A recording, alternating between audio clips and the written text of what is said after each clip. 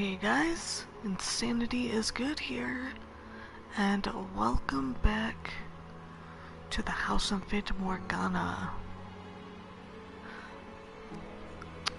Before we start, I want to go ahead and give a quick shout out to Bucket420 and Nat Mie for the follow. Thank you very much, you guys.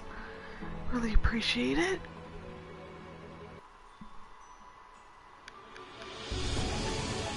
Oh, the picture changed! Oh no, it didn't, because I selected that. Okay, never mind, I'm an idiot. Of course the picture would change. I thought it was like... started recycling that. Don't mind me, it's late. See, now this isn't working either.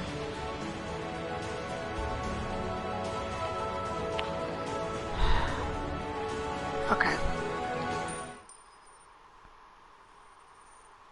Oh yeah, this...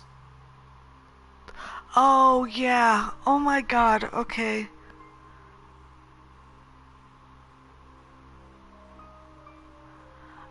This all just came rushing back to me. Yeah, we're in the knee deep in this shit. So we found out who Bestia really is. If you remember. If you didn't, I highly recommend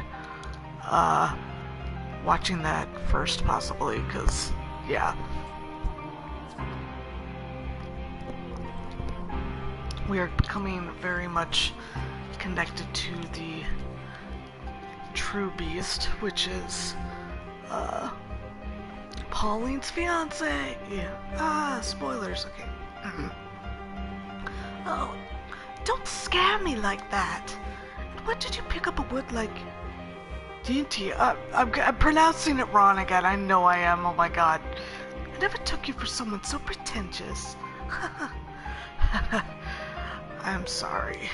You just looked so much like a rabbit there. The way you were tossing your head back and forth, looking around for me.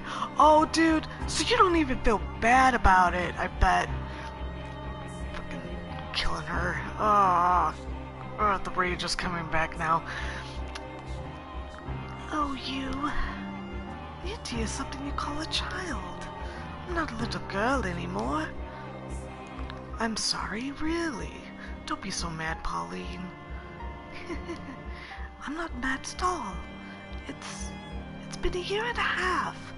We finally get to see each other again. That we do. Yukimasa, that was his name. Yup.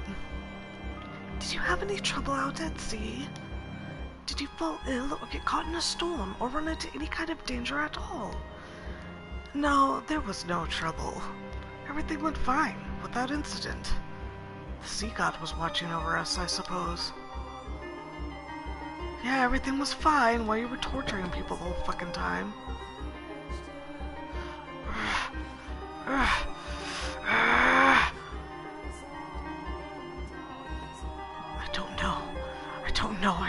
I don't know.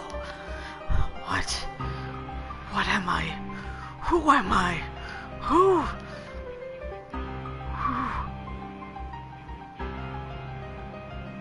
What is this room? What are those colored windows? Were those here before? Oh, I have to be doing my fucking... Okay, I couldn't tell that we were back in the present time. We were in that fucking weird flashback thing where we saw him torturing people on the ship and shit. Were those here before in the mansion? I know what that is. It's an angel. The angel is... It's looking at me and laughing. The angel is looking down on me and laughing.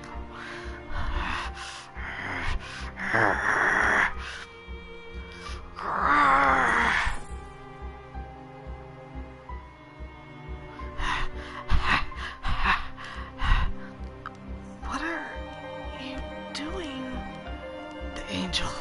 The angel's laughing at me. The angel.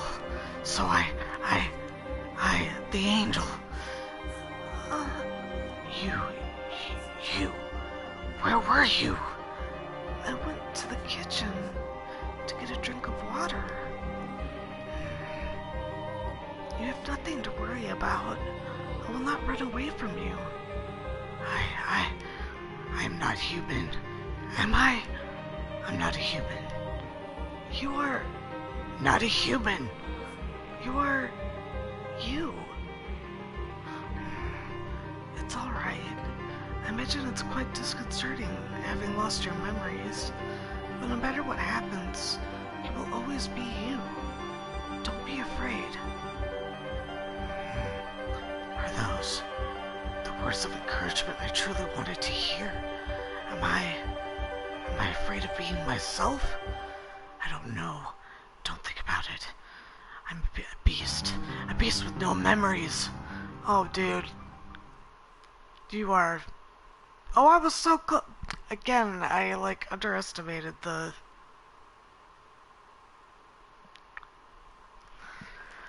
length of the chapter. I could have finished it at that time. His psyche drifted erratically from human and beast. If he accepted himself as human, it might cause memories better left buried to return to him. If he accepted himself as a beast in exchange for his memories, he would no longer be able to rejoin human society. The white-haired girl fervently supported him in these precarious times. I was quite amazed. I had never imagined she would grow to be such a strong woman. Nevertheless, God is a cruel master. Oh boy, here it comes. For what strength he gave her spiritually, he took an equal part from her physically. Though she persisted day in and day out to stay by the man's side, one day she suddenly fell ill. With her in the throes of a high fever and not knowing the cause, he fell into a perpetual panic. There was no medicine in the mansion. They could hardly manage to put together sufficiently nutritious meals. Though there was no medicine, maybe there was something else that could make her feel better. However, everything he could think of required him to leave the house. Hey. Is there anything you would like? Anything I would like? I'm considering visiting the village. I see. You're going to the village. I thought I might be able to get some medicine.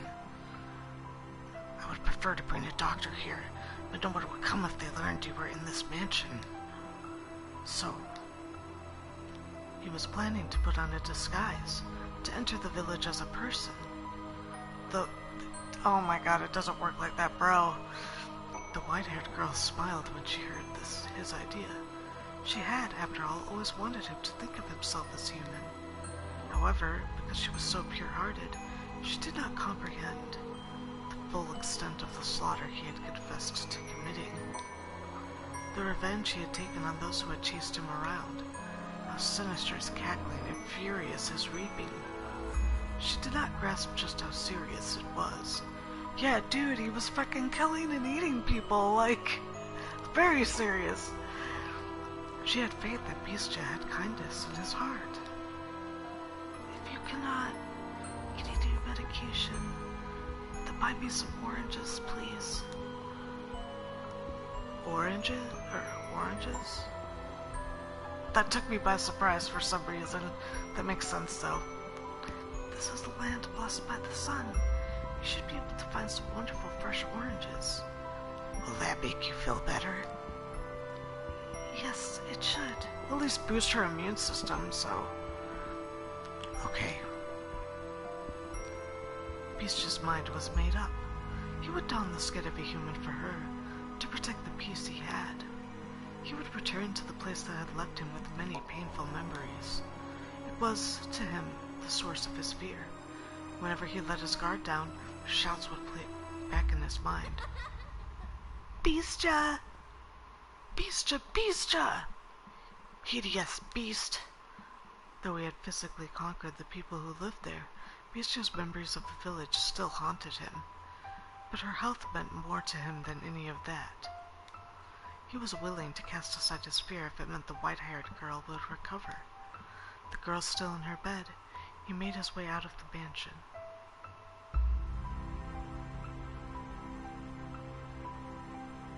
He crossed the overgrown forest, pushing forward one step at a time, all the while trying to brush aside his apprehension, until he arrived at the village. This is where they called me a beast, where I was almost killed, and where I killed them. I look different than I did then. I'm dressed differently too, but can I play the part? Can I act a convincing enough human? I have no choice. There are no other villages. I can't let her die. Excuse me. Could you answer a question for me? The village man is looking at me, only for a moment, but for me that moment is torturously long. A faint look of panic crosses his face, perhaps a fear of my appearance. He's staring at me. Will he point his finger and call me a beast? Will the other villagers come to kill me?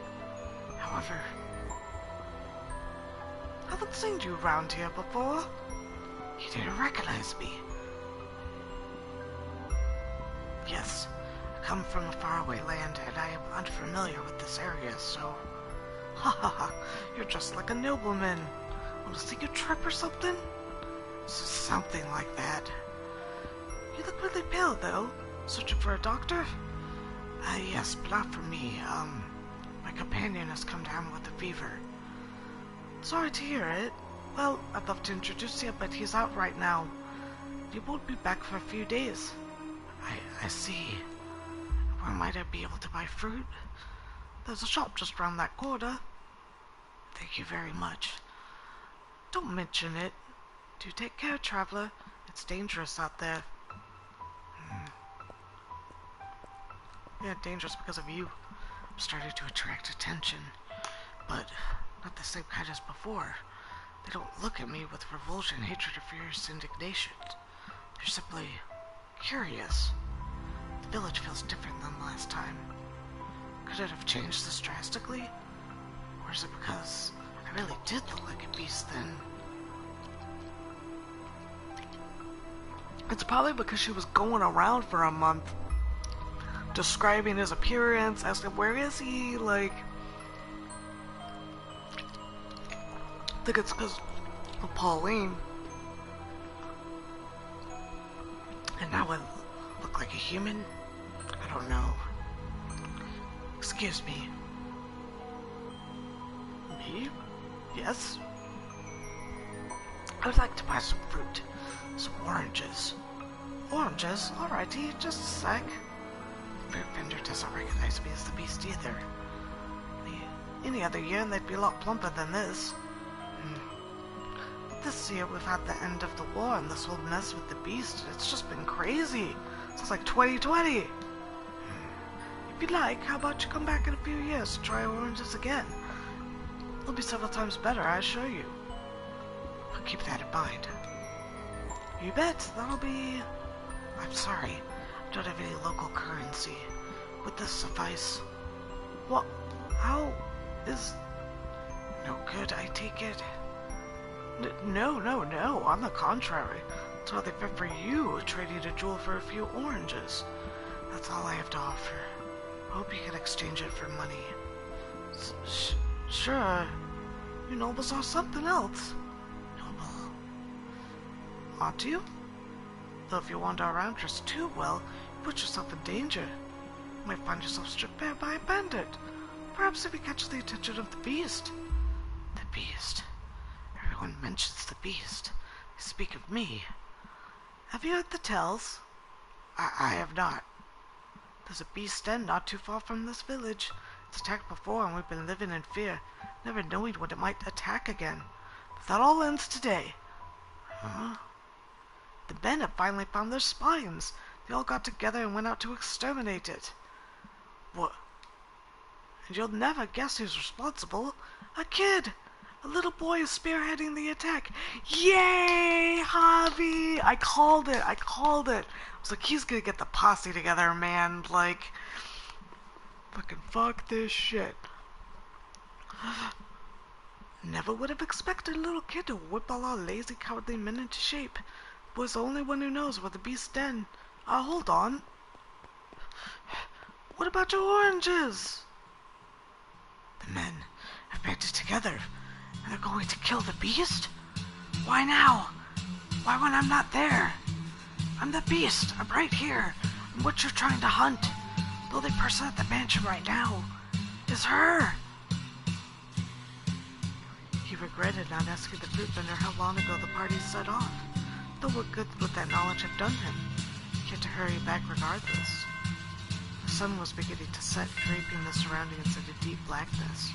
As if to keep it from returning home, the knight wrapped its hands around his head, covering both eyes. What direction did he have to head to return to the mansion?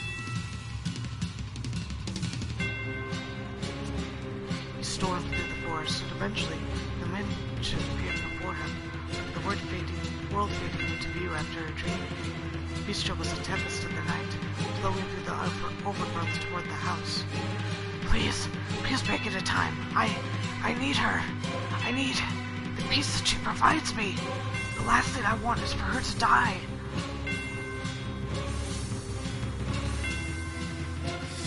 Blink of an eye, he was through the door, charging down the mansion's halls.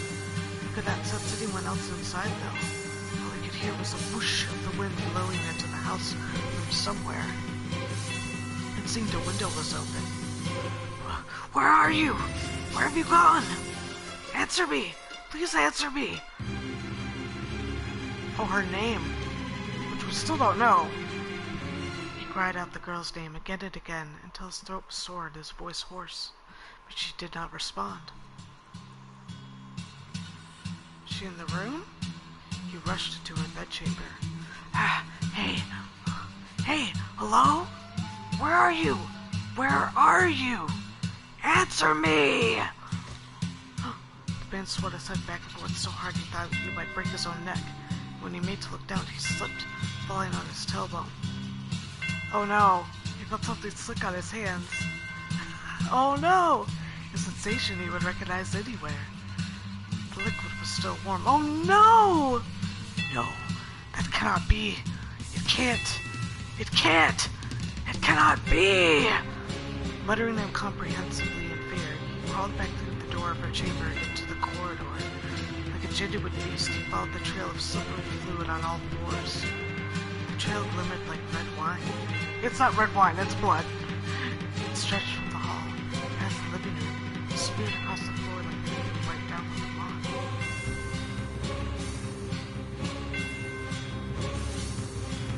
The man crawled and crawled and crawled, until at last he reached the stairs leading down to the cellar.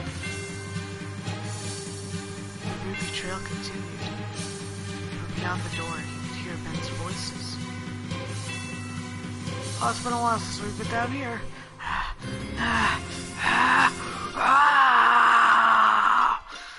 With a howl, the man stumbled down the stairs, throwing open the wooden door. His first impression was that the stench of blood was suffocating, and indeed, there he discovered the white-haired girl. He found himself unable to even scream. Her once porcelain skin was no longer even sickly pale. It was now the bloodless color of dirt. She was sprawled haphazardly out on the cellar floor, dried bloodstains around her half-open mouth, and those lips were, naturally, lacking their former rosy sheen. Yeah, she's dead! Her body was covered with an array of wounds, but the most prominent was the man's singular sword standing tall in her chest. This is the Bestia. He doesn't look like the same. It's him. He's the same guy. He's the Bestia. Several villagers surrounded him at the behest of a young boy. He's gotten himself dressed up all proper and fancy, but good clothes don't make him a good man. Isn't that right, you Bestia? No. You murderer! But why? Why did you kill her? Why did you kill her? Why did you kill her? Why did you kill her? Why did you kill her? Why did you kill her? She never has any luck. But I think, didn't the maid say that she never does have a good ending in each of these? Why? You want to know why?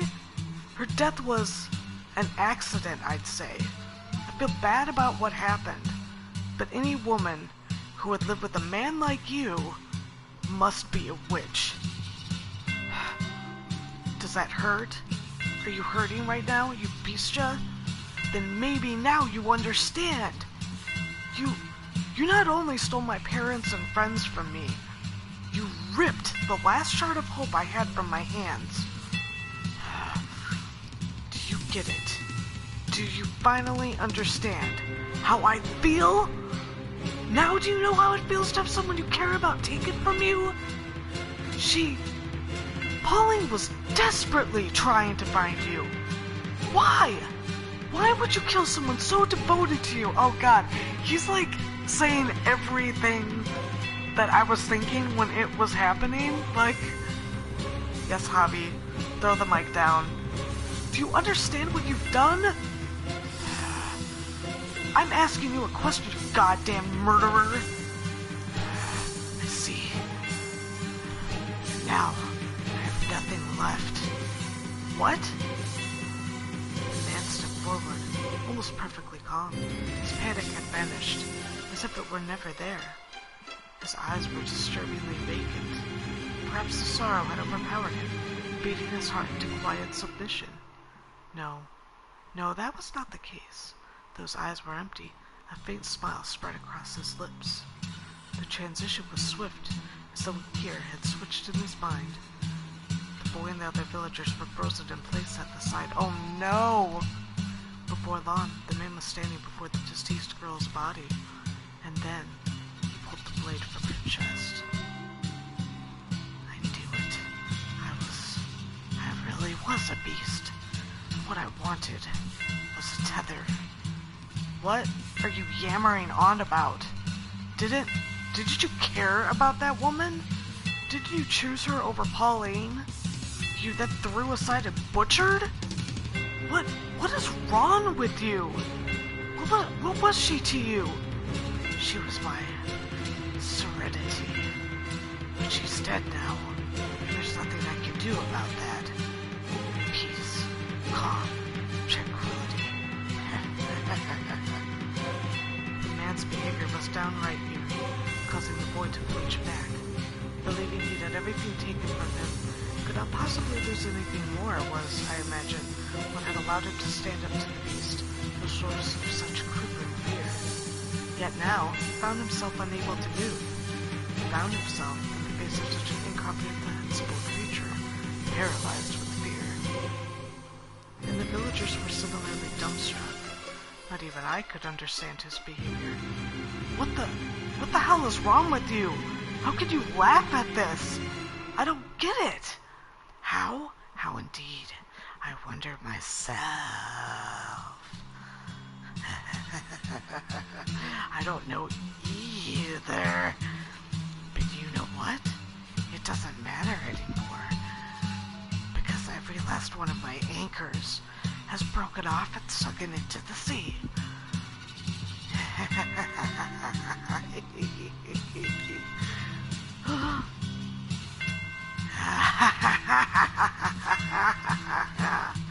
I'm not laughing that much. Oh god, he's lost it. He is so lost it. Damn it, get moving! Kill him! I'll slaughter every last one of you! Ah, yes. My whole life, I've always wanted to kill. Oh, God, that's horrifying. What was it that afflicted you with such madness? Losing your memory in the shipwreck? The abuse and insult you suffered at the villagers' hands? Or was it your grief at not being able to return to your homeland? No, none of those were the root. You were always like this. You always bore those twisted desires. You had these deep, constant urges to cause others harm. He's a total fucking psychopath, like, that is your essence. The real you hidden beneath the mask of sincerity. The true beast was your heart. The beast was a convenient skin for you to wear. You wanted to be a brutal, savage murderer. You never really loved the white-haired girl, or the black-haired woman for that matter. You were merely attached to them, fixated on the idea of a world of tranquility. You used this peace to anchor yourself, to prevent you from drifting off into the ocean of your desires. You yearned to cause pain, while also hungering for the opposite, a calm life. You idolized this idealized life, spent in quiet harmony with another, because you knew just how difficult it would be for you to attain. Far more difficult for you than satisfying your cravings, but not impossible. Why? No, just don't kill people, and... just don't kill people! Like, I personally had hoped you would find peace with someone rather than descend into savagery. It may have only been superficial, but it would have been very human. But ultimately, peace slipped through your fingers, and no one was left to suppress your desires. You cannot, after all, hold them back yourself. What a tragic man. What a hopeless man you are. Oh, that fucking face, man. That was freaky. So, I guess he killed Javi? Too? Fucking asshole? The door to the cellar swung shut. Oh. Oh, this is it. Oh, okay. The door to the cellar swung shut. You had fallen to the floor at some point, unable to bear the stench of blood. The maid stood behind you, her arms wrapped around your shoulders. The maid's voice was chillingly gentle. Oh, God. That was quite horrific, wasn't it? Are you feeling unwell, Master? Oh my, you're shaking, Master. Fear not. I assure you, the beast will not come through that door. I am here for you, and I will continue to hold you for as long as you need to settle your nerves. Why are you showing us this? Oh dear, you feel like you might freeze in my arms? Am I really that cold? I cannot tell my own temperature. You wish to know what happened to Bestia after that? I could open the door once more and show you. But I have no intention of knowingly tossing you back into that den of horrors. He lost the rest of his humanity, becoming wholly beast. But... to tell just a little more of the tale, it is my understanding that an entire village was ravaged shortly thereafter. He was a bewitchingly talented swordsman. Not a single person living in that village could stand up to him. In the woman's memories you saw, he was a gentleman, yes? But even the mildest of men can change. Though, personally, I believe that without an element of monstrousness buried somewhere within, a man cannot become a beast, regardless of what may push him in that direction. Do you follow? Well, what pushed him in that direction? I mean, he always... No, that's not... Well, I guess there must have been some kind of trigger. Well, I guess really it was just... He subconsciously found himself in a situation where he didn't have to pretend anymore. Like... There, with the shipwreck... You know, her dad probably died, too. You know, no one knows him. He's in a foreign country. Like, how would he expect her to, you know, follow? He didn't even think about it. Didn't even think twice. It was just like, oh, no one knows me here. I could just fucking kill people. Like, so he did. Do you follow? Now tell me, Master, have you remembered anything? Oh dear. I was afraid of that. I'm a remarkably patient maid. I shall accompany you for as long as you require. So do please find your memories. Now let us head to the next door. The mansion is quite large, so hold on to my hand. We would not want to get separated. You and the maid traveled down the dimly lit hall, passing by the mirror once again. The light from the candle in the maid's hand was the only thing that reflected in it. The maid herself did not appear. However, just as you were about to avert your eyes, you thought you caught a glimpse of white hair. Oh? You heard a voice echo in the darkness. And when you turned to face the mirror again, the glass was the color of obsidian, as if it had been painted over. The voice seemed to be coming from beyond the mirror. The maid did not turn back, evidently having not heard anything. You...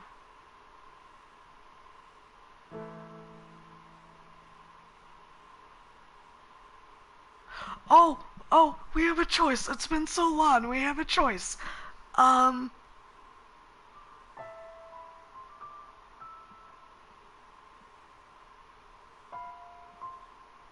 kind of want to extend my hand. So I wonder, like, are we the white-haired girl? Maybe? Yeah. I want to reach for it. You extended your hand toward the darkness overrunning the mirror. The second your hand brushed against the surface, the tips of your fingers sunk into it. And then the next thing you realized, your whole world was sinking into darkness. Oh no! You could hear a voice.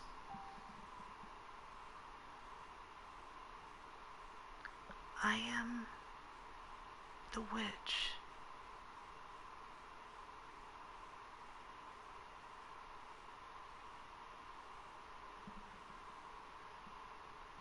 Tree? Whoa! Who's Giselle? This isn't a door! Oh. This is not what I was expecting at all. Did we let go of... I don't think we didn't let go of the maid's hand, did we? I don't think we did. I pictured it in my head as like extending like your other arm and then touching it as you're like walking past. Yeah. It's getting foggy. Looks like it might rain. Maybe we should take a little break. You want to keep going? Oh, alright then. This deep in the forest? Thank you very much. Must be tired after such a long journey. This is the mansion I am looking for, yes? You could have said something. Oh well, I should get going, I guess. Does no one live here? But if that's the case, then why was I... Such a big door. Please open. It's not locked, I guess.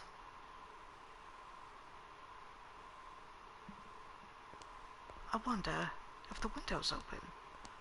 Darn, not a hint of light. Hello? Is anyone there? Please don't tell me it's actually abandoned. Suppose I can't know without looking around a bit more. What do we have here? Drapes? I see little light beyond. It's so pretty. Pretty stained glass window. It looks like an angel. Why would someone cover this up? It's beautiful. With a little more light it'd be...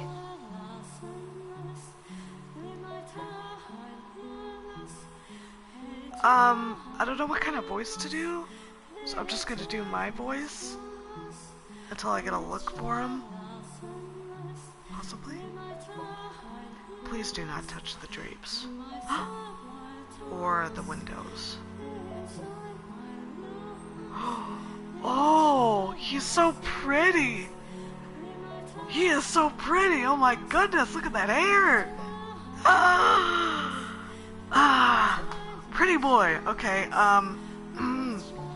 dude, this music too. This is kind of, oh, look at how like the wings are like behind his back there. That was done on purpose.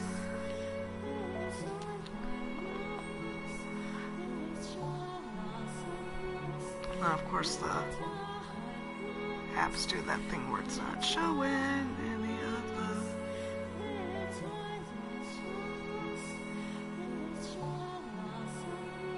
Oh, that's right, I do have to work on.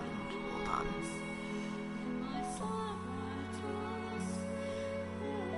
There we go. Okay. I'm sorry for coming in uninvited. But, I did announce myself. Is this, your mansion? It is. Thank goodness. I was afraid it was deserted. I suspect you would have preferred it if the house were abandoned. Oh, not at all. I would be scared to death staying in this dark mansion all by myself. I'm sorry. No ill will intended, but I do think you could do with some light.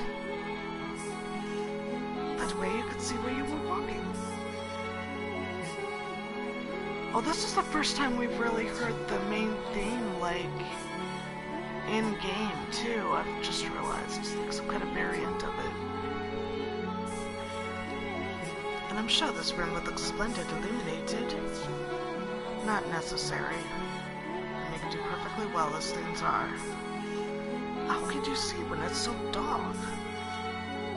I have an abundance of candles and oil for lamps. I'm not in want of means of creating light. It is not your place to criticize my lifestyle. If you need light, you are free to leave. If you are in need of money, help yourself to some of the furniture. There's a village not far from here. Trade it for food, then make your way to a larger town. I'm no longer able to freely return to the city. I cannot go back there. Please, don't chase me out. I see you. And do you ask this of me, aware of how people refer to this mansion? They say that a witch lives here. Not merely a witch. A cursed witch. If you remain here, you too shall likely suffer your own destruction. You're worried for my well-being? Which or not, my mind is made up. Which will strike you first, I wonder? Regret or the curse? You seem to be doing just fine. It's only a tale. The witch is real. Very much so. It is not a legend, nor a fairy tale. The witch. The witch's name was Morgana.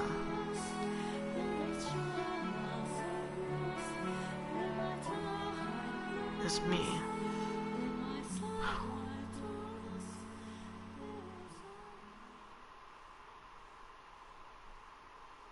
But his name is Michael. I feel like that was a hint that they threw at us in there. The witch's name is Morgana. What was that? Giselle? Oh my. Oh, I'm so glad we touched that. Oh my. What is the matter, Master? Why are you just standing in place? There is nothing there. The maid did not seem to have seen anything. You made to ask her about the scene you had just witnessed. Whoa! Oh! Master? You look like you've just seen a ghost. I've got goosebumps. Why did that happen? What is the matter? How about a little rest before we move on? You do not wish to remain here? Rox is like, dude, I don't like it. I don't like the spiral. Get rid of it. Let's... Still not fond of mirrors? Yes, yes. Now let us be off. I too dearly wish for you to return to your old self as soon as possible, Master. If your desire is to push onward, then I could hardly be happier. Now, follow me. You followed the maid's lead, returning to the living room. From there, you climbed a set of stairs, your hands sliding through the dust that had settled on the ebony railing. When you stepped out of sight of the mirror, the maid returned to normal. You had been on the verge of remembering something, but you were no longer in a position to be concerned about such things, for the chill in the air within the mansion seemed to have intensified. Standing at one end of a long corridor, you asked the maid, "When was the mansion built?" "I would imagine you know more about that than me, Master." "Yes, I know. You have not yet regained your memories. I was simply teasing you. I have been a servant of this house for many, many years, but the truth is I do not know everything about it. All I know is that the mansion is cursed, and that it has brought misfortune upon its residents. Since times of old, I can make a conjecture as to when it began, but I believe you should figure it out for yourself, Master. There is no guarantee my perspective is the correct one." That is true, because the whole second door, up until, because yeah, she was just telling Bestia's side of the story. She wasn't telling Pauline's at all. We saw that ourselves, for some weird reason. Now, let us proceed. You and the maid traveled down the dimly lit corridor. While the layout of the house was the same as in the eras of the flaxen-haired boy and the beast, the bleak, colorless gloom felt incredibly dreary. On the wall, partway down the hall, hung a painting. The painting, which depicted a beautiful landscape, was oddly entrancing, but you did not have time to appreciate the artwork. Your hand in the maid's, you passed by the painting. Before long, a door came into sight at the end of the hall. Oh. This door is what I would like to show you next, Master. Listen closely. Oh boy, here we go. Do you hear the voices? Lively but rough, energetic but coarse. What lies beyond this door is neither a period of elegance and abundance like the first, nor one of ruin and savagery like the second. Technology and culture had become quite developed. Cameras and photography had been invented. It was a time of great progress and many breakthroughs, and for that reason, those who lived in it were constantly seeking to try new things. Talk about the Roaring Twenties? The tale I am about to tell you is one of a man who wagered everything on his ambitions. I hope that what you see, Master, will stir something in your heart. Now, through the door we go. Please, do not let go of my hand. The maid pushed open the door. Colorful balls bounced around atop a long dark green table, pool table. One man, dressed in black and standing by the billiards table, turned toward the door. The room was inundated with eye-watering cigar smoke, causing you to squeeze your eyes shut.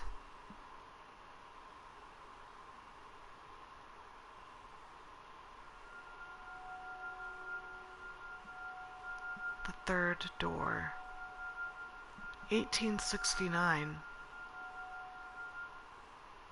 I was thinking the Roaring Twenties, not 1869. But it's playing like fucking jazz and shit. 1869. That's okay, whatever.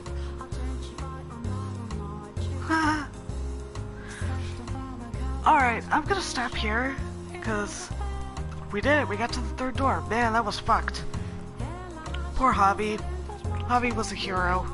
We can agree on that, right?